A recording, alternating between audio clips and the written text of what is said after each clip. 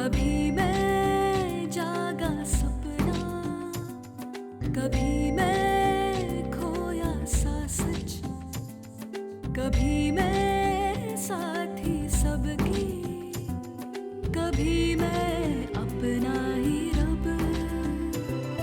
रंगों की खुशबू को कोख में भर सकती हूँ, एक नई जान को सांसों में भर सकती हूँ। मैं ये भी, मैं वो भी, मैं कुछ भी कर सकती हूँ। मैं कुछ भी कर सकती हूँ, मैं कुछ भी कर सकती हूँ। सर आप सिर्फ एक काम करिए। क्यों अर्जुन, आप मेरे साथ प्रतापपुर चलिए और आपका एक सीधा साधा बयान लिखवा देता हूँ और उसके बाद आप मुंबई वापस आ जाइएगा। तब तक हम आपके सारे दुश्मनों को धर दबोचेंगे। हमारे पास आपके खिलाफ गवाह हैं। उन्होंने बयान में आपका नाम दिया है, लिखित है, मजिस्ट्रेट साहब के सामने दिया है। हमारे खिलाफ? जी, मैं बाहर इंतजार कर रही हूँ आपका। आप विक्रम से मिलना चाहते हैं? नहीं, अभी नहीं।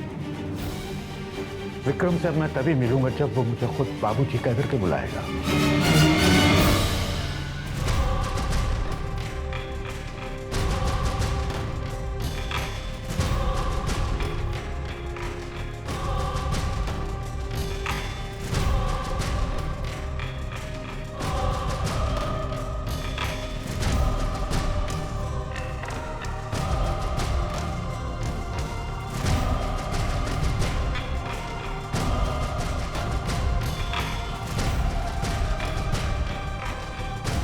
इंटरनल ब्लीडिंग बहुत हो गई है, बचना बहुत मुश्किल होगा।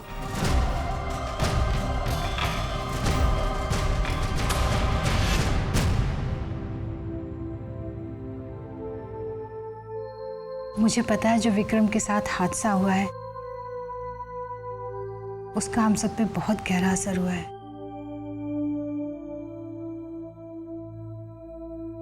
मैं तुम लोगों को एक कहानी सुनाना चाहती हूँ। तुम्हें पता है, मैं छोटी थी लेकिन मेरे सपने बहुत बड़े थे, लेकिन पता नहीं था कि उन सपनों को पूरा करने के लिए हिम्मत कहाँ से लाऊं। मैं अपनी माँ के पास गई, जैसे हर लड़की करती है। मैंने अपनी माँ से पूछा। मेरी माँ ने कहा, बेटा मेरे पास तो अब कोई हिम्मत बची नहीं है, जो हिम्मत थी सब बच्चों में बांट दी। फिर हमारे यहाँ एक पंडित जी आया करते थे पूजा करने। मैंने सोचा ये तो मुझे हिम्मत दे देंगे। मैं पंडित जी के पास गई, मैंने उनसे हिम्मत मांगी। उन्होंने मुझे बताया वो हिमालय की चोटी पर गए थे साधना करने, लेकिन वहां की ठंडी हवाओं और बर्फ ने उनको वहां टिकने नहीं दिया। मैं बहुत उदास हो गई और घर के बाहर जाके बैठ गई। मेरे पड़ोस में ना एक बूढ़े चाचा हुआ करते थे। वो मेरे पास आए और मुझसे पूछा, बेटा क्या बात है, तुम इतनी उदास क्यों हो? मैंने कहा, चाचा जी मेरे पास बहुत सपने हैं, लेकिन उन्हें पूरा करने के लिए मेरे पास हिम्मत नहीं है। मैं सबके पास गई, लेकिन किसी ने भी मुझे हिम्मत नहीं दी। चाचा ने मुझे बहुत प्यार से अपनी गोद में बिठाया और कहा, बेटा तुमने सबसे हिम्मत मांगी, अपने आप से क्यों नहीं मांगी? मुझे मेरे सवालों का जवाब मिल गया था। हिम्मत कहीं बाहर नहीं होती है, अपने अंदर होती है।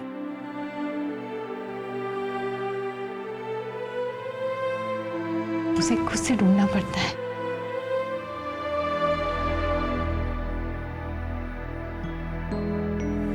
याद है आप सबको, एक बार आपकी कोच मैडम ने कहा था कि हम सब एक लहर की तरह हैं। ये पीछे हटती है, धीमी भी पड़ती है, पर कभी खत्म नहीं होती, फिर से आती है, जोर से आती है, और इसका वजूद और भी गहरा हो जाता है।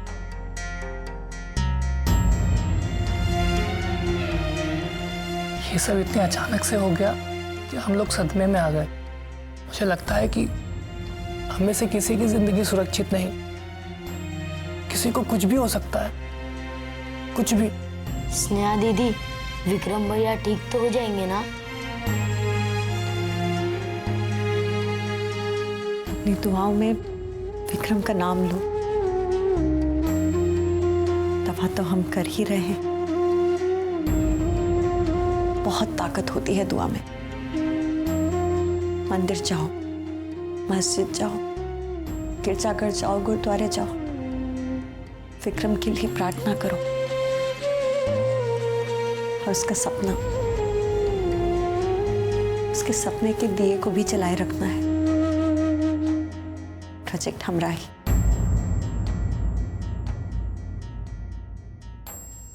हम हमराही में हजारों कड़ियां जोड़ेंगे, गांव गांव जाकर अपने जैसे लड़के लड़कियों को जुटने के लिए प्रेरित करेंगे। हाँ, हर इलाके में जाओ, लोगों को अस्पताल तक लेकर जाओ, अस्पताल में उनकी मदद कीजिए, श्रमदान कीजिए, फिर देखिएगा कितनी दुआएं मिलेंगी आप सबको। वो सारी दुआएं विक्रम के नाम कर देना। विक्रम और उसका प्रोजेक्ट दोनों जिंदा रहेंगे, दोनों जिएंगे।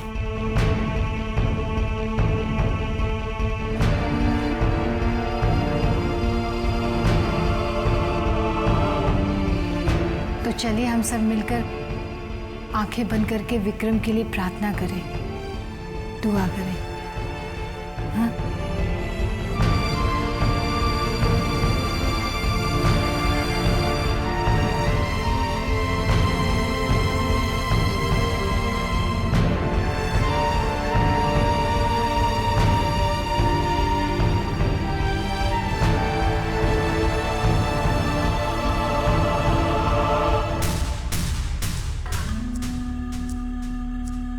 अर्ज किया है कि अगर हल हो सकता है तो फिक्र करने की जरूरत क्या, और अगर हल नहीं हो सकता तो फिक्र करने से क्या फायदा।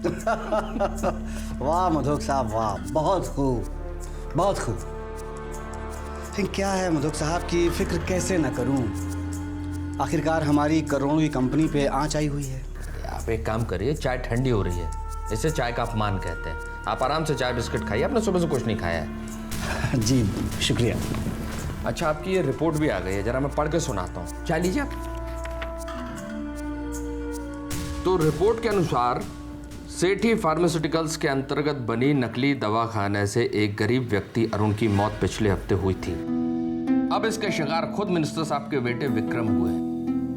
मिस्टर सेठी ने कबूल किया है और साथ ही कुछ और लोगों ने कबूल किया है, और इसी के आधार पर मिस्टर सेठी और पीएन शुक्ला को गिरफ्तार किया जाना चाहिए। ये क्या नौटंकी है? क्या आपने इसीलिए मुझे यहां बुलाया है?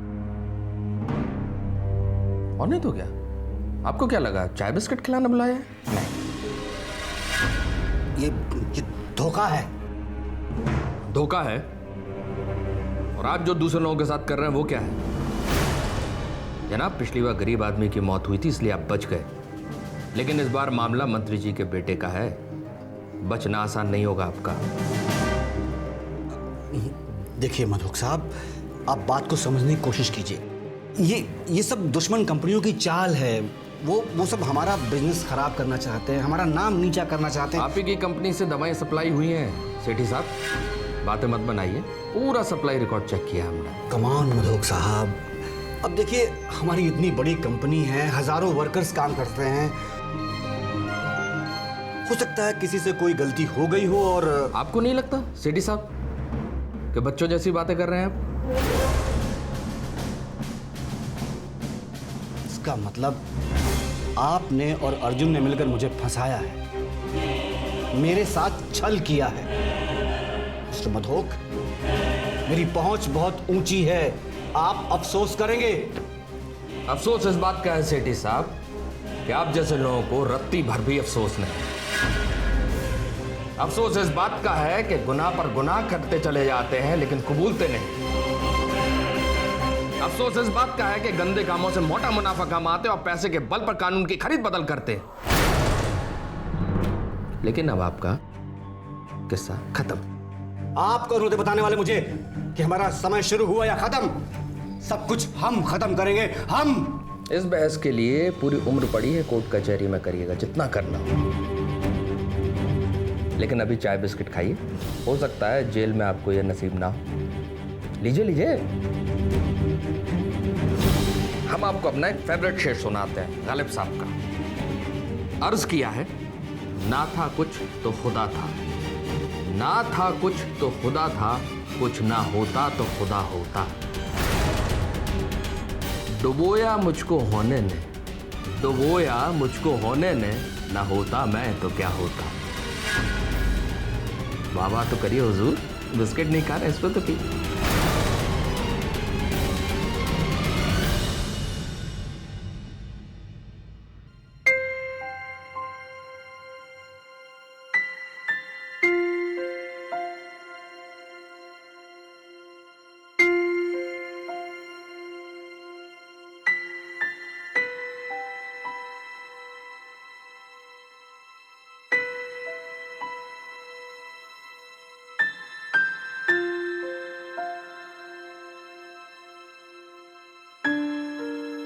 नर्स,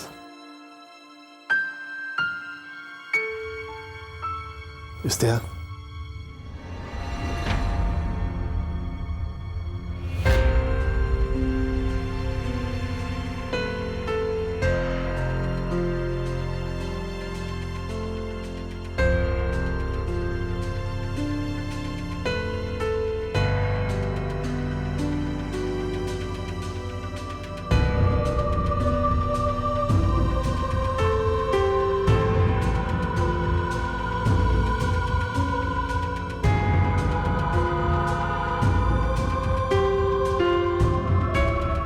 हालत में कोई सुधार नहीं।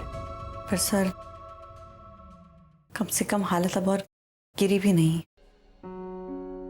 विक्रम के पिता सदमे में हैं।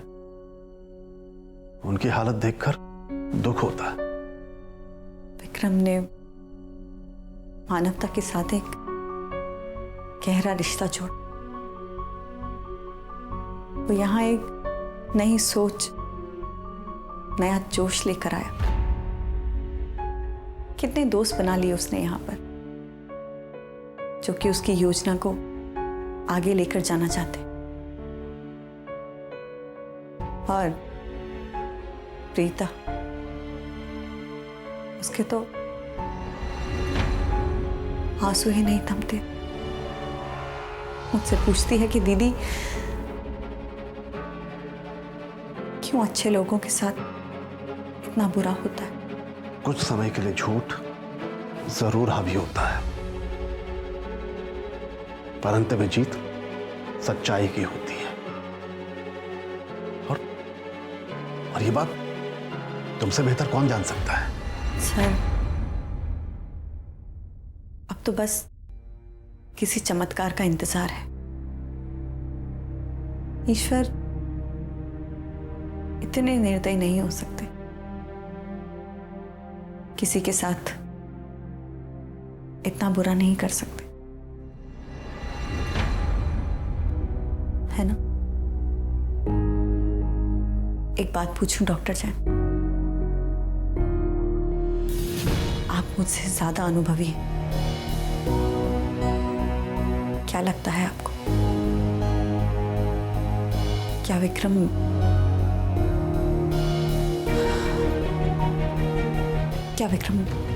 बच पाएगा? इंतजार करना होगा। फिलहाल इतना ही कह सकता हूं।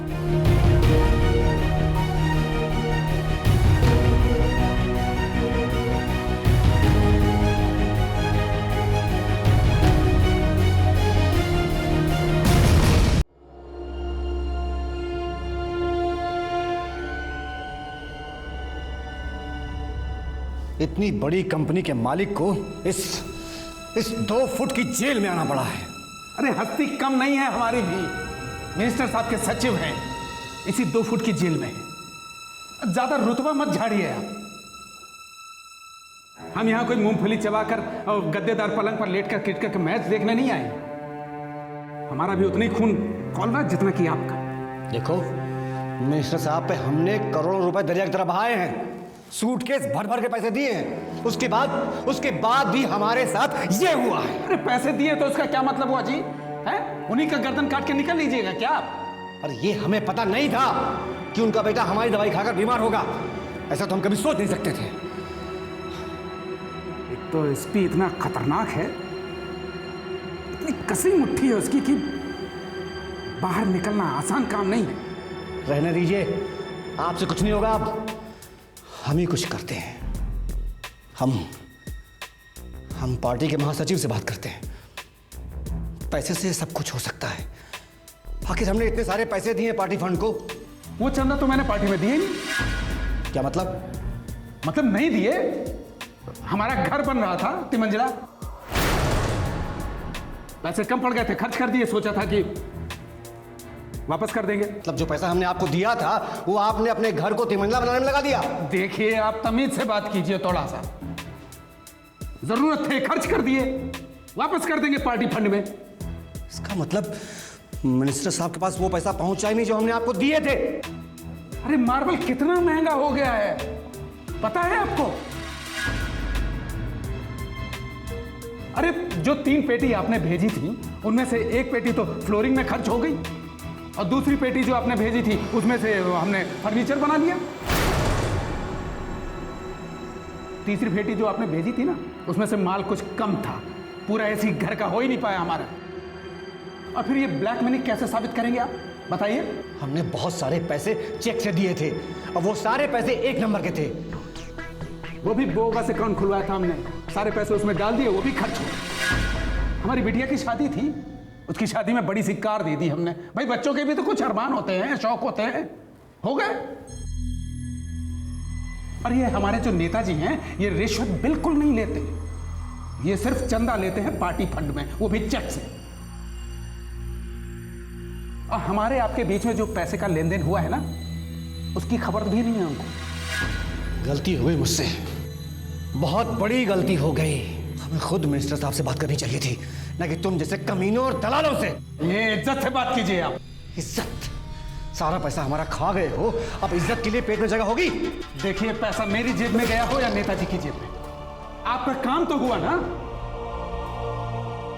अरे हमने ही आपकी सारी फाइलें पास करवा के दी थी, बड़ी ईमानदारी के साथ में हमने काम किया था। लेकिन आप तो अपराधी निकले, दवाई की जगह जहर बेचते हैं। हमें पता नहीं था ये। गिरगिट हो तुम, वो भी 1 नंबर के। अरे तुम जैसा घिनौना आदमी मैंने अपनी पूरी जिंदगी में नहीं देखा। अरे तुमको तो थूकने का मन नहीं करता मेरा। ऐसे ठीक, बड़ी देर से कह रहा हूं कि तमीज में रह के बात करो। इस बार बोले तो ठुकरा दूंगा यही हवालात में। धमकी दे रहा है मुझे? हमसे पैसा लेकर हमको ही ठगा और अब ज्ञान झाड़ रहा है। घूसखोर आदमी। अगर हम डूबे ना, तुम भी डूबोगे।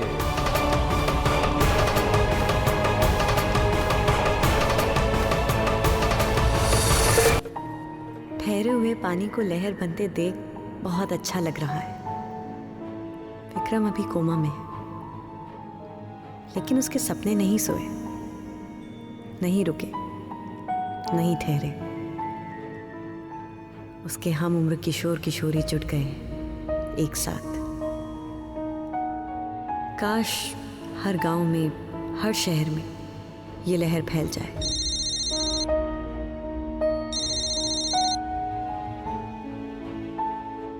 हाँ अर्जुन।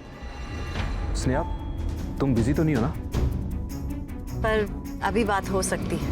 ओके, मैंने तुम्हें एक खबर देने के लिए फ़ोन किया था। सेठी फार्मास्यूटिकल्स के मालिक मिस्टर सेठी और मिनिस्टर के सेक्रेटरी मिस्टर PN शुक्ला दोनों पुलिस हिरासत में, और मैंने इन दोनों के खिलाफ केस लड़ने का फैसला लिया। पर अर्जुन, तुम तो सेठी ग्रुप ऑफ कंपनीज के खास लॉयर हो ना, तुम उनके खिलाफ केस कैसे लड़ सकते हो? हालात बदल गए, हमारा रिश्ता बदल गया, तुम बदल गई स्नेहा, तो क्या मैं नहीं बदल सकता? मेरे इस नए सफर में मेरा साथ दोगी ना स्नेहा?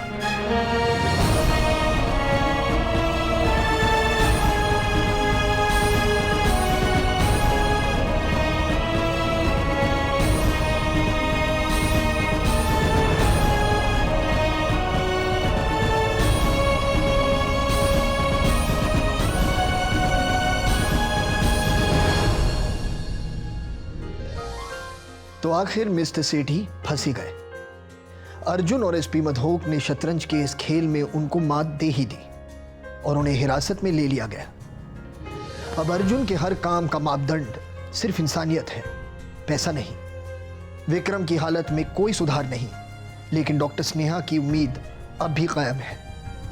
वक्त बीत गया, हालात बदल गए, अर्जुन भी बहुत बदल गया।